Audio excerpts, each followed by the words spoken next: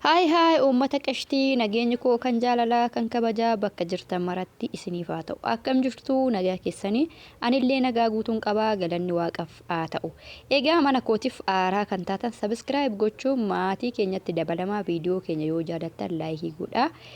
Guyyaa har'aa kana ganama ciree koo nyaadhee ergan ka'ee oolmaa koo guyyaa har'aan isin agarsiisa. Oolmaa koo bicha osoo hin ta'ini viidiyoo kana keessatti barnoota guddaa argattu. Viidiyoo kana haga dhumaatti osoo irra hin dabarsine osoo irra hin harkisne yoo caqastanii dhaggeeffattan waa baay'ee irraa barattu. Keessattuyyuu shamarran biyya Arabaa barnoota guddaa isinii ta'a.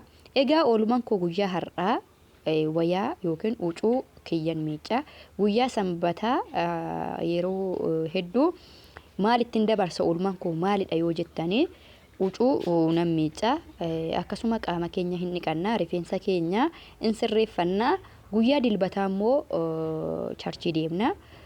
Kanarraa kan ka'e dhugaa dubbachuudhaaf gorsa ajaa'ibaa shamarran biyya Arabaa osoo kana hin bitanne jechuudha. Osoo kana hin bitanne aga barbaade wacii kamirrayyuu yoo jiraattan mana ijaarrattanii qabdu taanan manuma ijaarrattanii hin qabda yoo ta'e manuma immoo kireeffattanillee jiraattu yoo ta'e osoo kana hin bitanne gara biyyaa hin galinaan isiniin jedha. Kuni gorsa kooti. Itoophiyaa keessatti dhugaa dubbachuudhaaf yeroo baay'ee firiijidha moo maashina uffataati moo ooviniidha moo egaa meeshaaleen elektirooniksii baay'eetu jira jechuudha. Garuu immoo maa isa ijoo ta'e jechuudha. Isa ijoo ta'e Itoophiyaa keessatti isa kam bitannee isa kam dursinee akka bitannuun isinitti himaa. Egaa anamma galanni waaqaaf haa ta'u maashina uffataas bitadhee firiijis bitadhee garuu waan tokko qofatu na hafee huccuu kanin akkanatti har'a miicuu kana har'a guyyaa dhumaati jechuudha. Yoo waaqayyoon jedhee guyyaa dhumaati har'a. Kana booda maashina koo kanan bitadhee manaa qabuun fayyadama.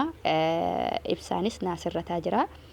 Qoxaariin guddaanis naasirrataa waan jiruufi torbee dhufurraa ka'ee huccuu koo maashina kootiin hin miiccadha. Garuu boonen idda biyya Arabaatii galtee ji'a beeqa yoo jettan ji'a torbaa. Turtii ji'a torbaa kana keessatti huccuu maalidhaan dhiqaa harka kootiin dhiqaa.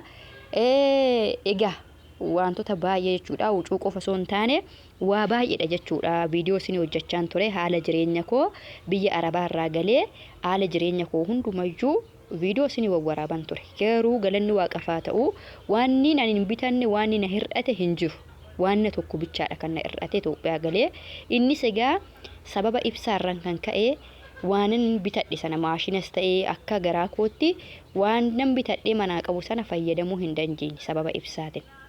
Egaa amma torbee dhufu booda maashina koo nan miiccadha huccuu koo maashinaadha jechuudha. Maashina bitadhee qaba garuu gaa sababa kan ta'e maalidha? Ibsaan maashina sana naa kaasuu hin dandeenye. Torbee dhufutti immoo maallaqa waan jiru hundumayyuu kan fallee jirra kan qoxaarii torbee dhufu qofa dhufanii nuuf xumuru. Agasitti guyyaan har'aa immoo gaa guyyaa dhumaati jechuudha huccuu harkaan miiccuuni. Asumaan egaa haasaa osoo isinitti hin dheeressin viidiyoo yeroo baay'ee barnoota isinii ta'u viidiyoo gaggabaabduu akka isin hin nuffisiifnettan isinii hojjedha. Osoo maashina uffataa hin bitan shamarran biyya Arabaa taate biyya Arabaa waggaa 2 hojjettee osoo maashina uffataa hin bitan gonkuma Itoophiyaan galin. Viidiyoon koo har'aa kanaadha dhugaa dubbachuudhaaf. Waanummaan Itoophiyaa keessatti ijoodhaan nama barbaachisu firiijii firiijiin dhugaa dubbachuudhaaf firiijii irra maashina uffataa nama barbaachisa. Amma fakkeenyaaf wanti Itoophiyaa keessatti agab yoo baay'ate firiijii keessa wanti agas kaa'uudhaan cinqu hin jiru jechuudha. Qananiidha yoo bitannedha firiijii. Itoophiyaa keessatti qananiidha yoo bitanne qilleensi akka biyya Arabaa sanatti hin ho'u Itoophiyaa. Amma fakkeenyaaf timaatimii wantoota firaafiree yoo bitattan firiijiin hala yoo keessani homaayyuu hin ta'u. Aga torbee lamaatti homaan ta'u jechuudha. Waanni firiijii keessa yoo hin keenye badu qoosxaa kun ishii timaatimitti dabalan salaaxaa sana qofaadha. Torbeen geessu guyyaa 2 guyyaa 1tti baddi. Ishiin alatti Itoophiyaan qilleensa bareedaa qabaa ho'a hin qabu. firiijiin alaa fayyadamuu hin dandeessu jechuudha Itoophiyaa keessatti. Ani amma kunoo firiijii nan qaba garuu firiijumaan halan fayyadamaa jira waan nakamu. Kanaafuu firiijii maal dhiisateetii dursa filadhaati jechuudha maashina uffataa bitadhaa isiniin jedha.